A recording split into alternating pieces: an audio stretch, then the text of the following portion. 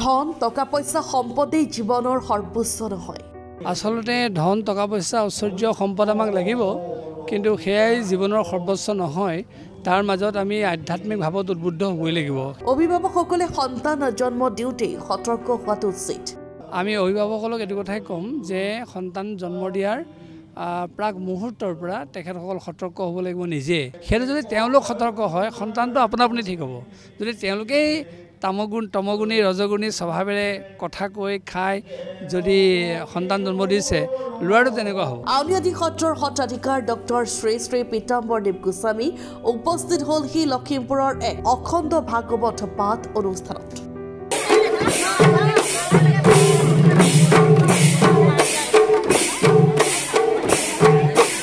সত্ৰাধিকাৰগৰাকীয়ে যুৱ উশৃংখলতা দূৰ কৰাৰ উদ্দেশ্যৰে পদুমণিঘাট গাঁৱৰ এক অখণ্ড ভাগৱত পাঠ অনুষ্ঠানত উপস্থিত থাকি কয় এইদৰে। আধ্যাত্মিক প্ৰেমেহে আচলতে আমাক শৃংখলিত কৰিব, আৰু সেই আধ্যাত্মিক প্ৰেমৰ মাজত থাকে নৈতিক চিন্তা। নৈতিকতা বুলি কোৱাৰ লগে লগে শিষ্টাচাৰ, শালীনতা, সততা, মূল্যবোধ এইবিলাক নোহোৱা হৈছে। আৰু এইবিলাক যেতিয়ালৈকে আঁতৰত থাকিব তেতিয়ালৈকে মানুহৰ উচ্ছৃংখল ভাৱটো বাঢ়ি গৈ থাকিব। গতিকে আমি নিজে শৃংখলিত হ'বৰ কাৰণে, নিজে শান্তি পাবৰ কাৰণে, ঘৰখন সমাজত শান্তি পৰিৱেশ সৃষ্টি কৰিবৰ কাৰণে আমি এইবিলাক কথাত মনোযোগ দিব লাগিব। আমি অভিভাৱকসকলক এইটো কথাই ক'ম যে সন্তান জন্ম দিয়াৰ প্ৰাক মুহূৰ্তৰ পৰা তেখেতসকল সতৰ্ক হ'ব লাগিব নিজে।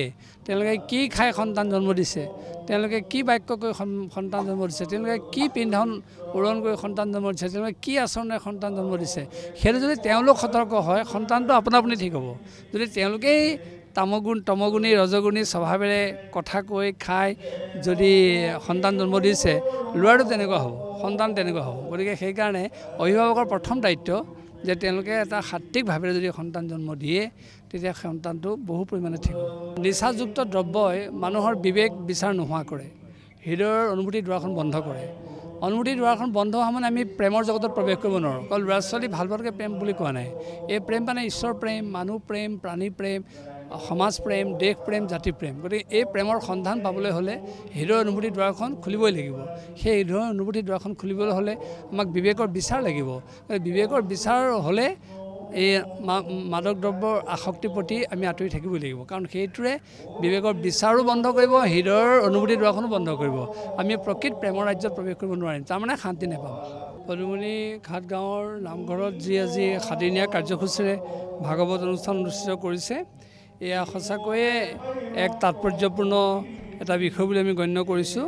কাৰণ সকলোতে ভাগৱত অনুষ্ঠান আজিকালি অনুষ্ঠিত হৈ আছে, কিন্তু এই অঞ্চলৰ ৰাইজে অত্যন্ত আধ্যাত্মিক প্ৰেমেৰে আৰু সুন্দৰ পৰিৱেশেৰে ভাগৱত অনুষ্ঠানটোৰ পৰিৱেশ সৃষ্টি কৰিছে। কাৰণ য'ত সুন্দৰতা থাকে তাতহে ভগৱান থাকে। গতিকে তেখেতসকলে প্ৰমাণ কৰিছে এখন ভগৱান থকাৰ স্থান, আৰু ভগৱান আনন্দ থাকে, কিন্তু ইয়াত যে স্থায়ীভাৱে ভগৱান থাকিব এই পৰিৱেশটোৱে এইটো কথাটো নিশ্চিত কৰি দিছে। পদুমণিঘাট গাঁৱত তৃতীয়বাৰৰ বাবে অনুষ্ঠিত হৈছে অখণ্ড ভাগৱত পাঠ অনুষ্ঠান।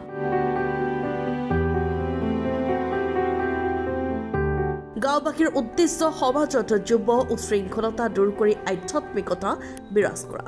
আৰু এইবাৰ আমাৰ তৃতীয়বাৰৰ বাবে 2024 চনত আমি আৰম্ভ কৰিছোঁ। আৰু প্ৰতিবাৰে আমি প্ৰথমবাৰতকৈ দ্বিতীয়বাৰ, দ্বিতীয়বাৰতকৈ তৃতীয়বাৰ আমাৰ ৰাইজৰ যি আগ্ৰহ, ৰাইজৰ যি সমাগম, সেইখিনি আমাক আপ্লুত কৰিছে। আৰু আমি যুৱ সমাজৰ মাজত এই ভাগৱতৰ জৰিয়তে যুৱ উশৃংখল আমি নাইকিয়া কৰিবৰ বাবে চেষ্টা কৰিছোঁ, আৰু আশা কৰিছোঁ ভগৱন্তই এই ক্ষেত্ৰত আমাক সহযোগিতা আৰু সহায় কৰিব। Bureau' report, Lakhimpur today. Lakhimpur আৰু ধেমাজিৰ মন্দৌনা হুণ্ডাই ডিলাৰত পদ খালী। Team leader, sales consultant, denter and printer, fitter পদৰ বাবে জমা লৈ থকা হৈছে নথিপত্ৰ জমা লোৱাৰ সময় 21 মাৰ্চৰ পৰা 27 মাৰ্চলৈকে। লখিমপুৰ আৰু ধেমাজিৰ দুয়োটা ডিলাৰৰ ইণ্টাৰভিউ তাৰিখ 28 মাৰ্চ আৰু 29 মাৰ্চ। যোগাযোগ নম্বৰ 78964275770 আৰু 8011797973।